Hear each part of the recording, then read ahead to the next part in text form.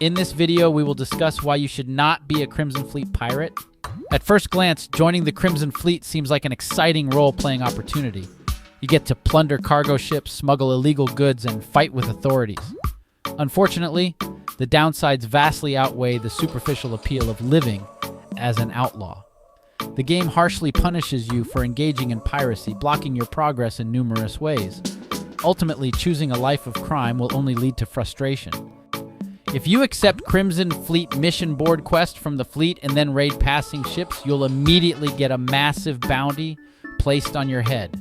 Attacking even one vessel draws the ire of the United Colonies, who will doggedly hunt you across the systems. Their ships will interdict you constantly, forcing you into battles just to survive. Defeating the UC patrols only increases your bounty and wanted level. Before long, you'll be facing overwhelming odds and reprisals. It becomes impossible to safely travel or conduct business. Every landing risks imprisonment or death at the hands of overzealous authorities. Paying off bounties requires having that much money on hand. Not an easy feat early on. If you try surrendering, you will have high XP penalty. This basically will block your leveling progress for several hours. You'll be stuck with high bounties that heavily restrict your access to civilized space for dozens of hours unless you deliberately turn yourself in.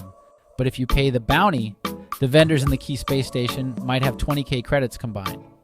If you have loot worth 100k of items to pay for your bounty, then you will have to wait 48 hours game time 5 separate times to sell enough stuff to pay your bounties.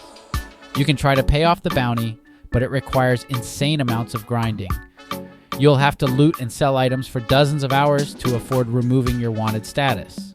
You'll be barred from accessing any of the United Cities settlements once you have a serious bounty. Guards will attack you on sight if you try entering New Atlantis, Neon, or Aquila City. This locks you out of almost all faction quest lines. Very few quest givers will even talk to you at high bounty levels.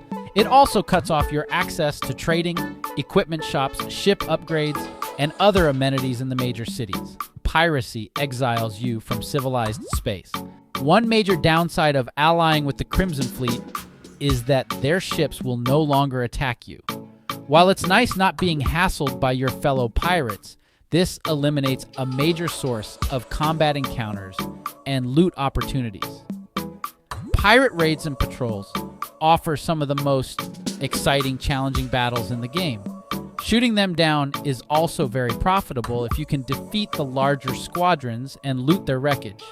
But once you join up, all that goes away. While the idea of playing as a ruthless space pirate is exciting, joining Starfield's Crimson Fleet faction is a bad idea for most players. The game's systems excessively punish piracy, blocking you from engaging with the majority of content and progression. Thanks for watching the video. Please subscribe to the channel, hit the like button, and turn on the notification bell. Happy gaming!